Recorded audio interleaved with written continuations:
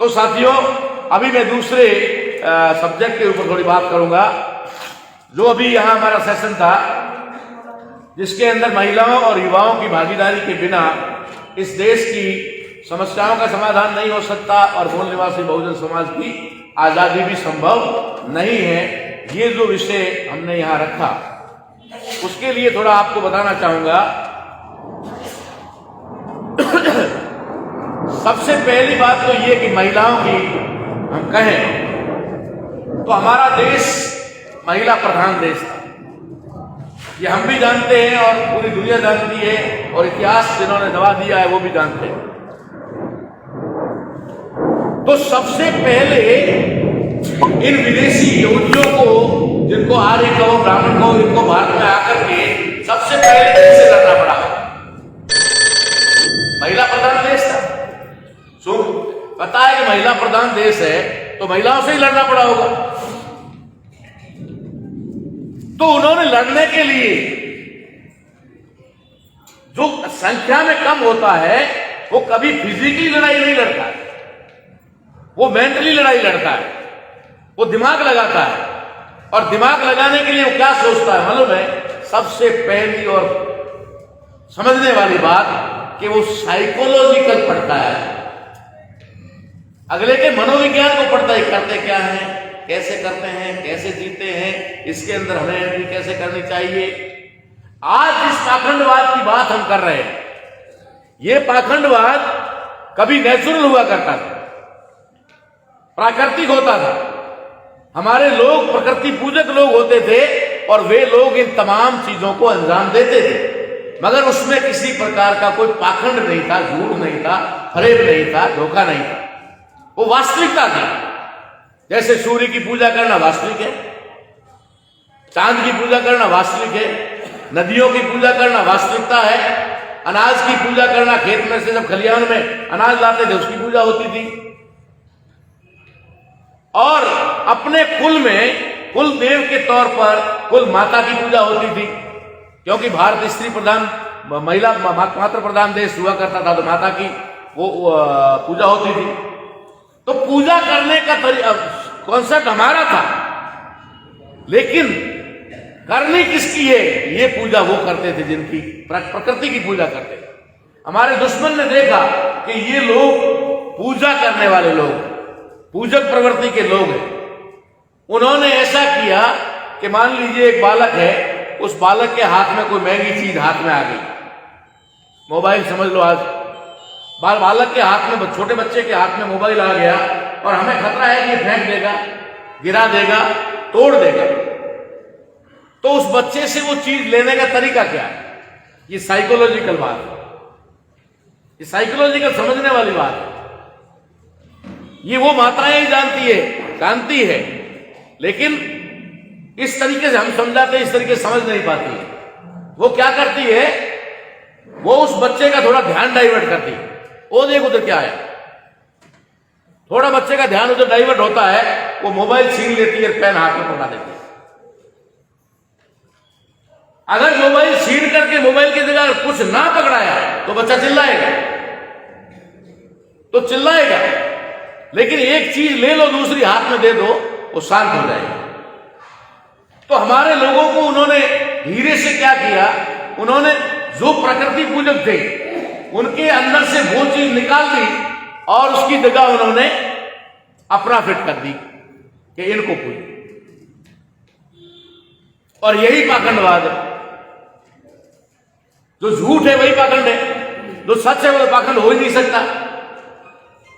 जो झूठ है वो पाखंड है। तो उन्होंने सच को हटा दिया और झूठ को स्थापित कर दिया, जिससे उनका रोजगार भी शुरू हो गया, गुलामी भी उनकी शुरू हो गई और खुद अपने आप में श्रेष्ठ भी हो गए। तो ये चीज एक समझने वाली बात है, जो हम लोग लगातार रिसर्च करके इसको निकालने का प्रयास कर रहे हैं कि सबसे पहले समाज के अंदर अगर इस तरीके की कोई भी पाखंडवाद या जो भी हम जिसका नाम लेते हैं उसको अगर डालना है तो सबसे आसान रास्ता है महिला। ये कोई दोष नहीं है उनका, महिलाओं का दोष नहीं है और ना ही उनका कोई अवगुण है। ये उनकी प्रकृति है, ये उनका नेचर है कि वो थोड़ी ज्यादा संवेदनशील होती है और किसी भी चीज के प्रति तुरंत ही जो है उसको एक्सेप्ट कर लेती है। तो हमारा दुश्मन क्या करता है, वो साइकोलॉजी को पढ़ता है और साइकोलॉजी को पढ़ करके समझता है कि अगर इन इंसान को कब्जे में करना है तो इनकी महिलाओं को पहले जाल में फंसा।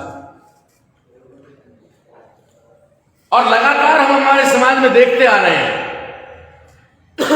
कि हमारा दुश्मन ज्यादातर घरों में जाता है। जब आदमी काम पर होता है वो घरों में जाता है और घरों में जाकर के जो अनपढ़ क्या पढ़ी लिखी भी महिलाएं हो उनको जाकर के, अब पंडित जी आए हैं बैठने को कहना पड़ेगा, बैठ गए पंडित जी, उसके बाद में वो शुरू हो जाता है और थोड़ा सा घर का दुखड़ा वो भी सुना देती है, थोड़ी सी घर की परेशानियां वो भी बता देती है।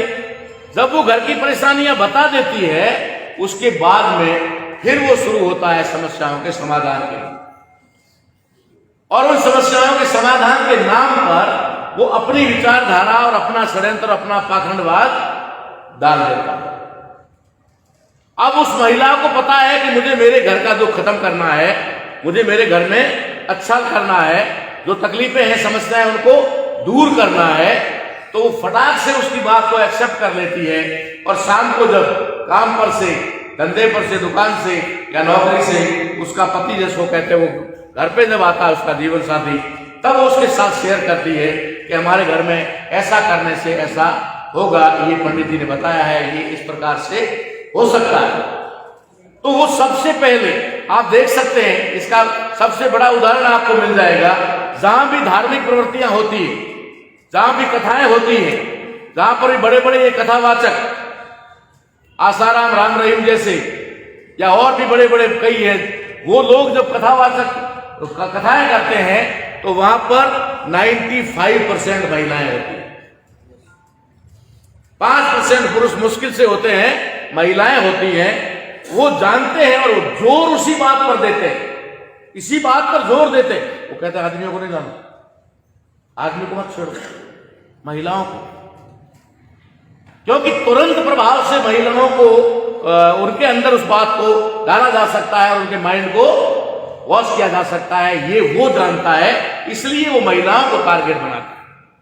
अब आपको एक उदाहरण पास है, उसका अगेंस्ट में दे दूं कि जो पाखंडवाद की गुलाम महिलाएं हैं वे किसी भी कीमत पर पाखंडवाद छोड़ने को राजी नहीं, लेकिन जो महिलाएं, जो हमारी बहनें माता हैं, पाखंडवाद को छोड़ करके फूले अम्बेडकर विचारधारा में आ गई है, उनकी कट्टरता देख लो। आदमी कहीं कंप्रोमाइज कर लेगा, लेकिन वो बहन हमारी नहीं करेगी जिसने आइडियोलॉजी को समझ लिया है, जिसने बाबा साहब अम्बेडकर को मान लिया है, उनकी विचारधारा को एक्सेप्ट कर लिया।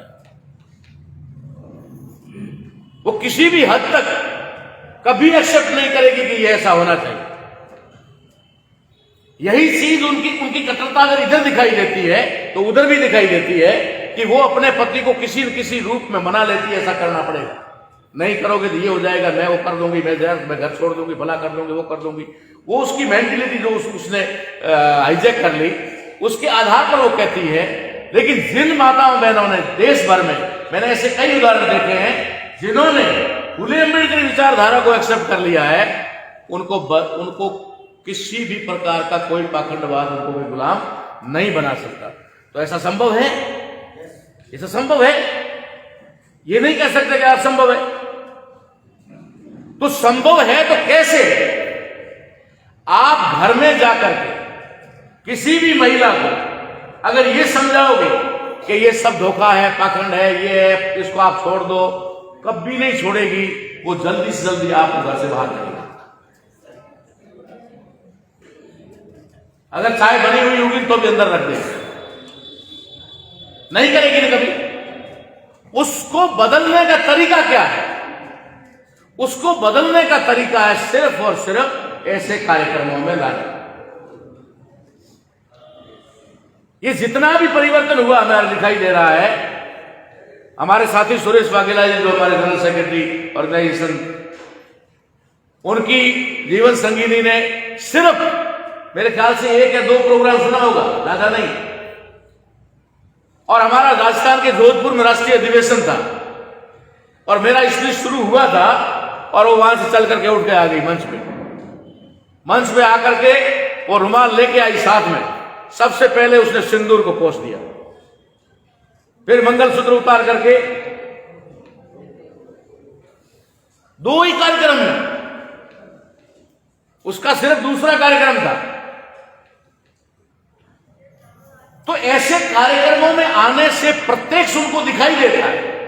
जैसे मैं अपना उदाहरण दूं, जब मैं इस विचारधारा में नहीं था तो सबसे पहले किसी कार्यक्रम में गया और वहां सुना कि भगवानों के बारे में इस तरीके से बोला जा रहा है, तो मैं तो डर गया। मैंने कहा ये तो बहुत गड़बड़ मामला है। फिर उन्होंने कहा अपने कैडर में कि हम राक्षस की औलाद है। मैंने कहा फिर तो और मत, हम राक्षस की औलाद है। उनका कहने का मीनिंग था कि उन्होंने हमारे पुरखों को राक्षस कहा। मुझे बहुत बुरा लगा, लेकिन धीरे धीरे धीरे धीरे जब उसको सुना, समझा, तब मुझे पता चला। तो मेरे अंदर का जब भय निकला, तो मैं जिस मकान में रहता था उस मकान के अंदर एक रूम, एक कमरा, उस समय किराए पे रहता था, आज भी किराए पे रह रहा हूं। उस कमरे के अंदर पूजा का जो सिस्टम था, उसमें 10 से ज्यादा दीपक जलते, 10 से ज्यादा, और एक हनुमान जी का तेल वाला भी जलता था कि नाराज ना हो जाए। बाकी सब घी वाले जलते थे।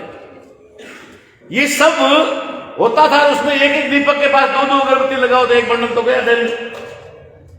फिर उस कमरे में अगरबत्तियों का धुआं इतना हो जाता था कि घुस नहीं सकते थे अंदर। ये धीरे धीरे धीरे धीरे जब मेरे अंदर से भय निकला, तो मेरे अंदर से भय तो निकला, लेकिन घर के परिवार के अंदर तो नहीं निकला। तो मेरी जीवन साथी ने इस बारे में उनको बताया नहीं। मैंने एक दिन ऐसे ही कह दिया, मैं क्या तकलीफें आ रही है, परेशानी हो रही है, और इतने सारे देवी देवताओं को अपन पूज रहे हैं, हमेशा इनकी पूजा कर रहे हैं, उसके बावजूद भी कई समस्याएं हल नहीं हो रही है। तो कहीं हो सकता है इन 10-12 में से कोई एक आध नाराज है, बाकी वाले नहीं है। तो अपन टेस्ट करते हैं, पता करते हैं। मैंने जो पर्दा खोला, उसी पर्दे के अंदर सारी तस्वीरों को समेटा, गांठ लगाया और जाकर फेंक दिया। तो डरने लगी बहुत जोरदार। उसने कहा ये क्या कर दिया तुमने? मैंने कोई बात नहीं, देखते हैं, जो हमारा होगा रात को उठकर आ जाएगा अंदर वापस, इधर आकर के वापस बैठ जाएगा। जो बैठ जाएगा उसकी पूजा तो शुरू कर देंगे, और नहीं आएगा तो छोड़ दिया। चलो वो चल के नहीं आ सकता, कोई बात नहीं, सपने में आकर के देगा। फिर 1 महीने तक लगातार सुबह उठ के पूछते कि सपना आया? बोला नहीं। सपना आया? बोला नहीं। तो मैंने कहा ठीक है, सपना गया। तो ये भय निकालने की बात, धीरे धीरे भय ऐसे निकाला जाता है। भय होता है सबके अंदर।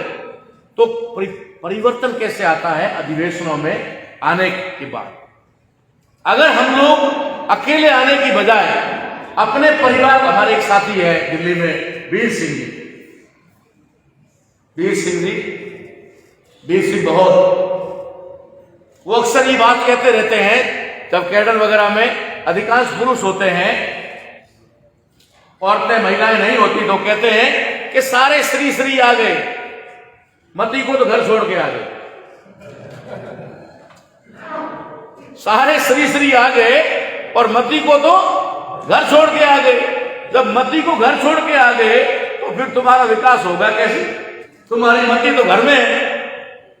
तुम यहां बैठ करके जय हो, जिंदाबाद, बाबा साहब, पेरिया, ढीमका, पोचड़ा करते हो, ठीक है ना, और 2-4 ब्राह्मणों को गाली निकालते हो, मौका मिले भगवान को भी 2-4 सुना देते हो, और घर में जाकर देखो तो पूजा कर रही है।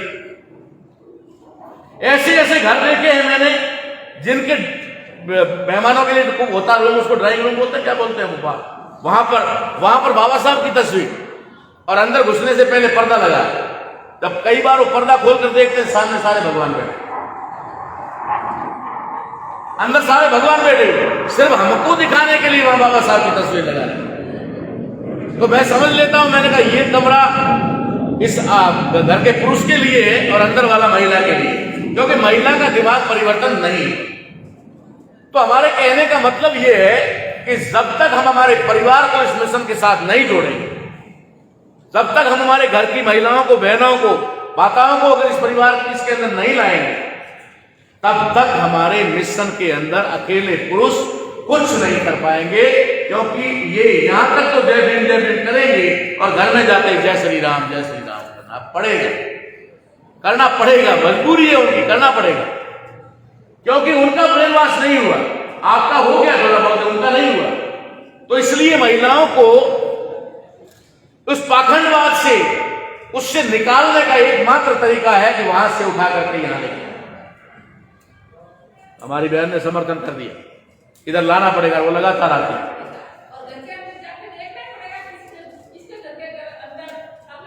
हाँ, वो बाद में चेक करेंगे, पहले इनको लाना पड़ेगा। अगर हम लोग महिला बहनों को इधर लाते हैं तो वो देख करके परिवर्तन आता है। प्रैक्टिकल में या रहना, उठना, बैठना, बातें, सारा 4-5 दिन तक जब तक ये चलता है तो अपने आप उसको उसके अंदर का जो भय है, मैं कह रहा हूं उसका अवगुण नहीं है, उसका दोष नहीं है, उसके अंदर एक भय है। भय जो है ना, वो आदमी के ऊपर कम असर करता है, महिला पे ज्यादा असर करता है। ये नेचुरल चीज बता रहा हूं मैं, कोई किसी का ऊपर नीचे नहीं कर रहा हूं कि भाई वो ज्यादा है कम नहीं। ये नेचुरल चीज है, प्राकृतिक चीज है कि जब भी कभी मामला होता है तो कहते हैं ना, महिलाओं को जैसे अंधेरा है, कहीं बाहर जाना है तो पुरुष चलो साथ में। अब पुरुष साथ में होने से क्या हो गया? पुरुष साथ में होने से क्या हो गया? उसके अंदर का भय कम हो गया कि मेरे साथ कोई है। कई बार देखा होगा आपने, एक जवान लड़की जब मार्केट के लिए, स्कूल के लिए, कॉलेज के लिए कहीं निकलती है तो सबसे छोटा भाई या भतीज या भांजा कोई भी हो उसको लेकर निकलती है। अब वो क्या रक्षा कर लेगा उसकी? अगर उसके ऊपर कोई संकट आया तो वो 4-5 साल का बच्चा क्या रक्षा कर लेगा? लेकिन उसकी साइकोलॉजी है कि मेरे साथ कोई है। जब वो 5 साल के बालक को अपना रक्षक स्वीकार कर लेती है, इसका मतलब है उसके अंदर भय है, और भय जो है वो निकालने के लिए पुरुष को वो ताकतवर मानती है। तो ये भय ज्यादा असर उधर करता है, इधर कम असर करता है। तो हमें वो भय निकालने के लिए उनको इधर लाना होगा। ये भय सागर से बाहर निकलने का जगह है। युवा साथियों की बात हम करें तो मैं गारंटी के साथ कहता हूं, पूरे दावे के साथ कहता हूं कि हमने हमारी नई जनरेशन को छोड़ रखा। हम मिशन कर रहे हैं, हम सब मिशन कर रहे हैं, किसी का बेटा मिशन में नहीं।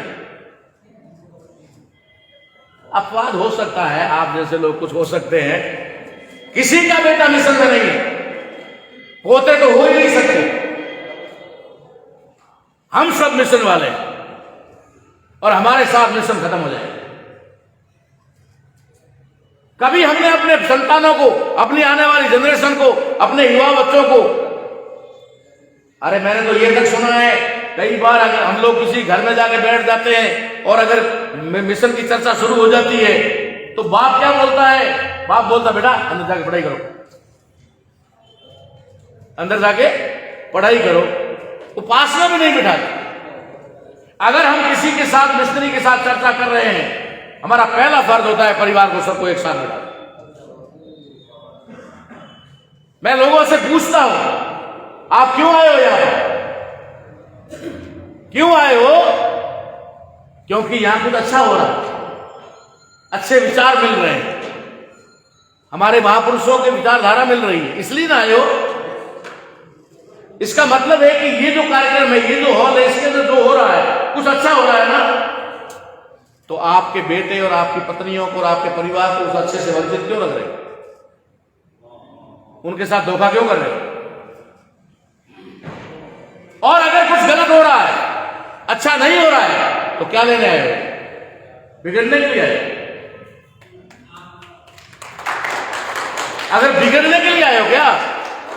और अच्छा हो रहा है तो क्यों अपने परिवार को उस अच्छे से वंचित रख रहे हो? हमें हमारे परिवार को साथ में लाना पड़ेगा, तब जाकर के उनके समझ में आएगी बात क्या है, तब जाकर के होगा। युवा पीढ़ी कहीं जा रही है और हम मिशन में जा रहे हैं। हमने टिकट निकाला राष्ट्रीय अधिवेशन का और बेटे ने निकाला उधर बम भोले में जाने का। या कहीं पैदल यात्रा में जाने का, या नवरात्रे का, या रावण जलाने का, वो उस प्रोग्राम में चल रहा है और हम चल रहे हैं मिशन की तरफ। मिशन उसको कहते हैं। आज हमारे बीच में एक बालक बैठा हुआ काजी नासिर, और जिसके फादर वालिद यहां बैठे हुए हमारे मंच में, काजी कुनुद्दान।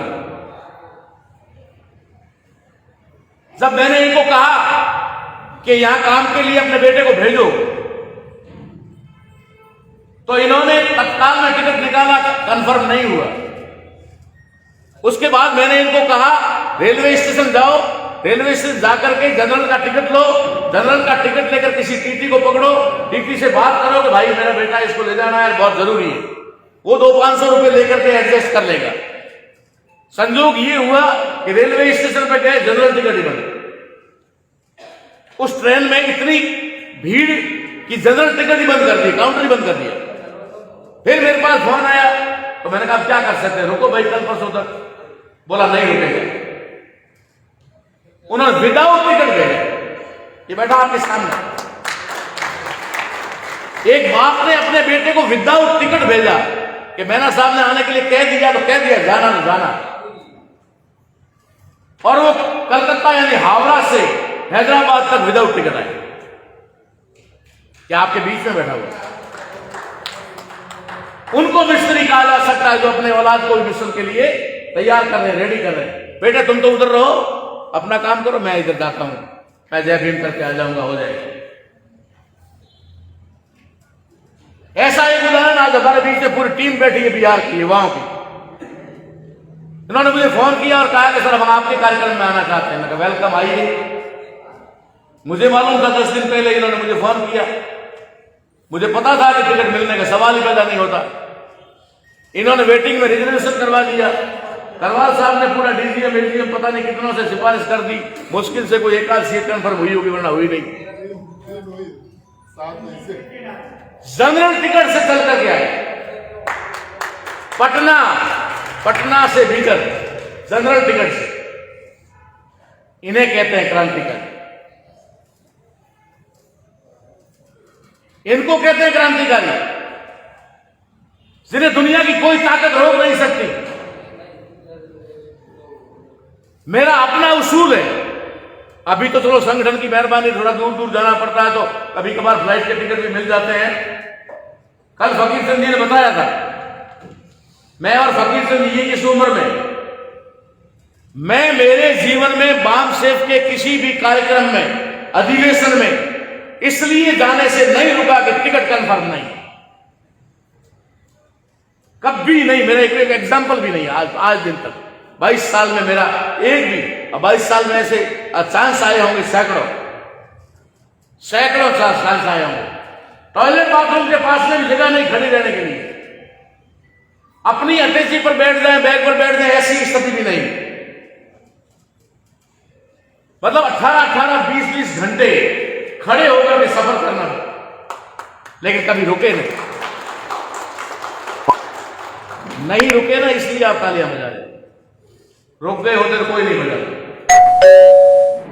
तो आज जो युवा टीम हमारे बीच में है, किस तरीके से आई, मैंने देखा है बहुत सारे लोगों के लिए जरा सा छोटा सा बहाना कि साहब मेरा स्वास्थ्य थोड़ा ठीक नहीं था इसलिए मैंने कैंसिल कर दिया। काजी कमरोजान जी और साहब दोनों ही मौजूद हैं।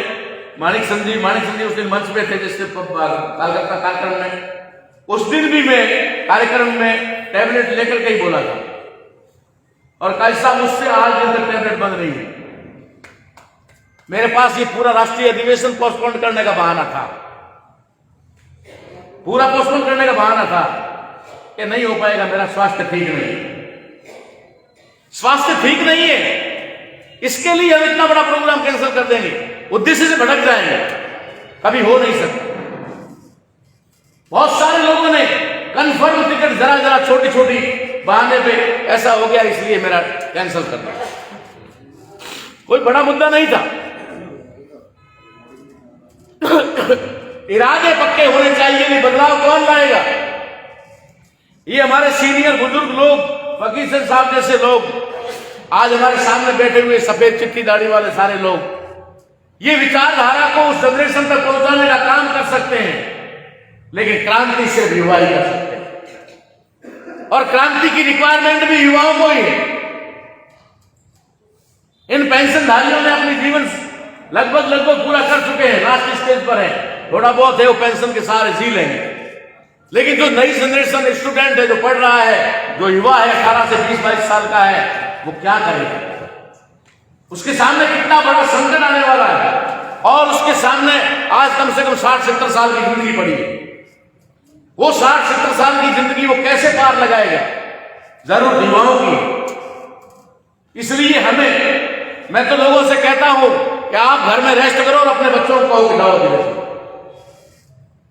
आपके रेस्ट करने के दिन है, कोई जरूरी नहीं आओगे चलेगा, लेकिन आपके बच्चे अगर नहीं आए, आज की युवा पीढ़ी अगर नहीं आई, तो आपके आने का भी कोई मतलब नहीं। ये कड़वा है लेकिन सच है, बुरा लग सकता है लेकिन सच है। हम लड़ाई लड़ किसके लिए रहे हैं? बाबा साहब अंबेडकर ने लड़ाई लड़ी किसके लिए थी? बाबा साहब अंबेडकर ने लड़ाई लड़ी थी उस समय नई जनरेशन के लिए। वो जनरेशन आप और हम हैं, आप और हम हैं जिसके लिए बाबा साहब ने लड़ाई लड़ी, अपने लिए नहीं लड़ी। आज हम ये लड़ाई लड़ रहे हैं, आने वाली जनरेशन के लिए लड़ रहे हैं, अपने लिए नहीं लड़ रहे हैं। बाबा साहब की मेहरबानी से इतना तो मिल ही गया है कि उसको जिंदगी भर बैठ के खा सकते हैं, आपको भी मुझे भी, इतना तो मिल ही गया है। लेकिन हमें पता है कि हमारे बच्चों के पास कुछ रहने वाला नहीं। जिस तरीके से आज हमारे थाली में से निवाला छीना जा रहा है, आज हमारे हक और अधिकार खत्म किए जा रहे हैं, अगर यही हाल रहा तो हमारी आने वाली जनरेशन के तन पे तो अच्छा कपड़ा और पैरों में कोई चप्पल भी रहने वाले नहीं है, खड़े रहने के लिए जमीन भी नहीं होगी। इसलिए आपको ज्यादा जोर देना होगा युवाओं पर, और युवा कोई खरीद कर नहीं लाने आपको पाकिस्तान से। आपके घरों में आपके बेटे हैं, आपके पोते हैं। मैं फकीर चंद साहब को देखता हूं, हमारे राष्ट्रीय अध्यक्ष महोदय के बच्चे ठीक है फॉरेन में हैं और वहां से ये पैसे भेजते हैं। ये 5,000 रुपए का चेक दिया है ना, ये इनकी पोती फॉरेन में रहती है। इसी तरीके समय समय पर वो भेजते रहते हैं। फकीर चंद साहब की पूरी फैमिली अमेरिका में सेटल है, वहां से पैसा आता है। ये अधिवेशन शुरू करने से पहले 20,000 रुपया भेजा, कल उन्होंने फिर 20,000 रुपया देने की घोषणा की और देंगे। और जो इंडिया में है उनको हर बार परिवार के किसी सदस्य को लेकर आते हैं। आज भी इनका दोहता साथ में। हम लड़ाई लड़ने चले, और जिनके लिए लड़नी है या जिनको लड़नी है वो तो घरों में है। इसलिए सब्जेक्ट महिलाओं और युवाओं के लिए खास करके रखा। आप अगर समाज में परिवर्तन लाना चाहते हो तो महिलाओं में बदलाव लाए बिना कभी संभव नहीं है। बाबा साहब अंबेडकर ने बहुत बड़ी बात कही कि किसी भी देश की तरक्की, अगर तरक्की को आंकना है तो महिलाओं की तरक्की से ही आंका जा सकता है। उस देश की महिलाओं की स्थिति क्या है, उसके आधार पर ही देश की तरक्की को आंका जा सकता है। हमारे समाज में महिलाएं गुलाम हैं, वे उनके चक्कर में फंसी हुई है और हम लोग लड़ाई लड़ रहे हैं। कैसे जीत पाओगे? हम कितने हैं परिवार में एक अपना टिकट निकाल के यहां आते हैं। हम आ गए बामसेप में, हो गए बामसेप वाले, हो गए बाबा साहब वाले, हो गए भी श्याम सुंदर वाले, हो गए, और हमारे घर के 7 मेंबर हो गए उनके। हमारे घर के 7 मेंबर उनके और 1 मेंबर बाबा साहब का। जीत पाओगे लड़ाई? सबसे पहले अपने परिवार को, अपनी जनरेशन को तैयार करना होगा, अपने आसपास के युवाओं को तैयार करना होगा, जो लड़ाई लड़ भी सकते हैं और जिनको लड़ने की आवश्यकता भी। इसलिए साथियों ये विषय हमने यहां रखा, इसलिए नहीं कि हमें कोई किसी में छींटाकशी करने की। लड़ाई लड़ने निकले हैं तो लड़ने का तरीका हमें आना चाहिए। प्रिंसिपल साहब, मैं लड़ाई के बारे में बात कहता हूं ना, हम जो लड़ाई लड़ रहे हैं, वैसे तो लड़ाई कहते हैं लड़ाई 3 प्रकार की होती है, तो लोग कहते लड़ाई भी 3 प्रकार की होती है। मैं कहा 3 प्रकार की होती है? तो लोग कहते 3 प्रकार की लड़ाई कैसे? लड़ाई तो लड़ाई होती है, लड़ाई में क्या 3 प्रकार हो गए? लड़ाई 3 प्रकार की होती है। पहली लड़ाई जो सिर्फ लड़ने के लिए लड़ी जाती है, लड़ने के लिए, जैसे कांग्रेस बीजेपी लड़ रही है? जैसे एक पड़ोसन दूसरी पड़ोसन के साथ लड़ती है, सास बहू के साथ लड़ती है, देरानी जेठानी के साथ लड़ती है। लड़ना उद्देश्य है।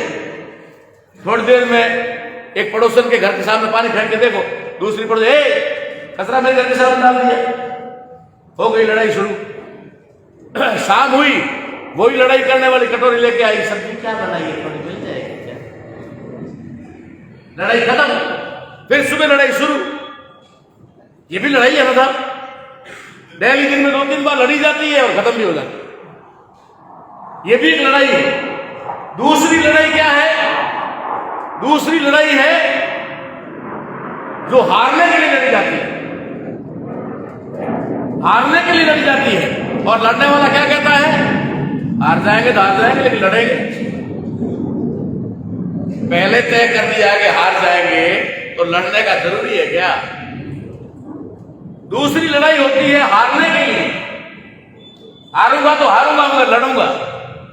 मगर एक तीसरी लड़ाई भी होती है, और वो लड़ाई होती है कि लड़ूंगा और जीतूंगा। जीतने के लिए लड़ी जाने वाली लड़ाई। हम अगर जीतने के लिए लड़ाई लड़ रहे हैं या जीतने के लिए लड़ाई लड़ रहे हैं, तो उस लड़ाई के कुछ अपने प्रिंसिपल हैं, लड़ाई की कुछ अपनी प्री रिक्वायरमेंट। जीतने के लिए अगर आपको लड़ाई लड़नी है, तो सबसे पहली उसकी पूर्व शर्त क्या है, प्री रिक्वायरमेंट उसकी क्या है, प्री कंडीशन क्या है, कि आपका दुश्मन आइडेंटिफाई होना चाहिए।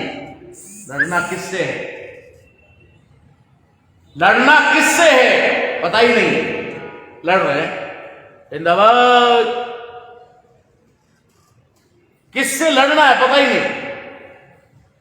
किसान आंदोलन को हमने देखा, जिसके ऊपर भी चर्चा अभी थोड़ी देर में होने वाली है। लड़ रहे हैं, बॉर्डर पे पड़े हैं, लड़ना किससे ये पता ही नहीं। और जिससे लड़ना है वही गाइड कर रहा है, वही सलाह दे रहा है, ऐसे करो ऐसे करो ऐसे करो।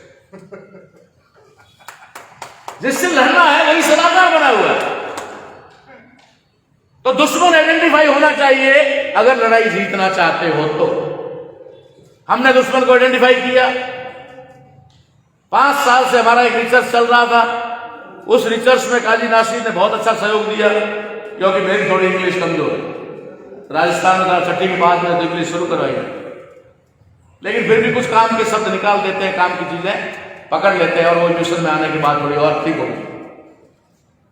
हमने रिसर्च करके निकाल दिया कि जिसको देश के अंदर ब्राह्मण कहा जा रहा है, दुश्मन कहा जा रहा है, मनुवादी कहा जा रहा है, हमारा वो है, आखिर वो किस नस्ल का है? तो हमने नस्ल ढूंढ के निकाली कि यहूदी है। दुश्मन को आइडेंटिफाई कर दिया, आइडेंटिफाई किया, पता है कब लड़ना किससे। अब हमें लोग कहते हैं कि वो आपका दुश्मन, वो आपका दुश्मन। कोई दुश्मन नहीं, विरोधी हो सकते हैं, दुश्मन नहीं। तो पहले दुश्मन आइडेंटिफाई होना चाहिए, नहीं होगा तो हम आपस में लड़ेंगे। एससी वाले एसटी से, एसटी वाले एससी से, दोनों मिलकर ओबीसी से, तीनों मिलकर के मुसलमान से लड़ते रहेंगे। लड़ते रहेंगे ना, लड़ना ही तो है, और करना क्या। राजस्थान के अंदर उदाहरण दूं आपको, भीलों को एसटी में सारे मीना खा गए, तो भीलों को किसने रोका? भीलों को किसने रोका? खा सकते थे। लड़ाई लगानी है ना, गुर्जर और भीलों की लड़ाई लगानी। लड़ाई लगाने वाला मित्र, लड़ाई करवाने वाला मित्र, और लड़ने वाले आपस में भाई भाई, और वो भी दुश्मन बन गए। तो लड़ाई किससे लड़नी है, ये आइडेंटिफाई होना चाहिए। दूसरी शर्त ये कि अगर आपका दुश्मन आइडेंटिफाई हो गया, तो आपको देखना होगा कि आपका दुश्मन कितना ताकतवर है। वो ताकतवर कितना है, उसकी ताकत के अगेंस्ट में अपनी ताकत बनानी होगी। अगर 500 सैनिकों के सामने 50 सैनिक लेकर लड़ने जाओगे, तो आत्महत्या से ज्यादा कुछ नहीं होगा। आत्महत्या ही होगी, इससे ज्यादा कुछ नहीं होगा। इसलिए दुश्मन की ताकत को पहचानना होगा। और तीसरी, दुश्मन के पास साधन संसाधन क्या है। आपकी जानकारी के लिए बता दूं, आरएसएस जब पथ संचलन करता है या जब शाखाएं लगाता है तो लाठी लेके आता है। क्या लेके आता है? लाठी लेके आता है। और जितने ब्राह्मण हैं आरएसएस से जुड़े हुए हैं, सबके घरों के अंदर कहीं न कहीं AK-56 या AK-47 तो होगी। उनके घरों में पिस्टल, बंदूक, तलवार सब कुछ है, लेके आते हैं लाठी, ताकि आपको मूर्ख बनाया जाए कि इनके पास तो लाठी के अलावा कुछ नहीं। कई जगह छापे मारे गए और दुनिया भर के हथियार पकड़े जाते हैं, आए दिन पकड़े जाते हैं। उसके पास में कितनी ताकत है, उसके आदर्श में हमें ताकत बनानी पड़ेगी। हमारे घर में तो कुत्ते को मारने के लिए बच्ची लगती नहीं।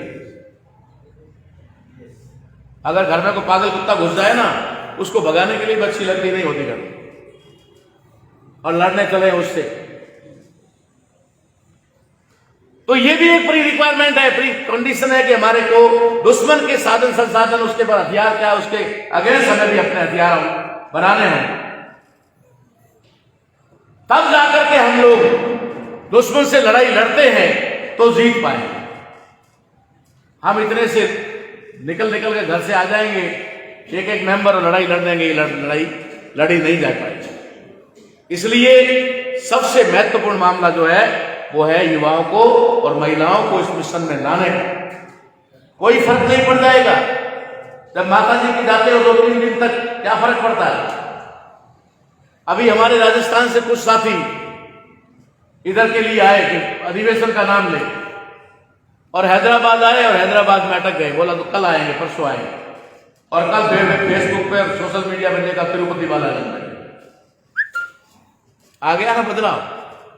टिकट निकाला था अधिवेशन के लिए और फोटो डाल रहे हैं वहां से तिरुपति बालाजी। फिर तो हो गया क्रांति, हो गया बदलाव।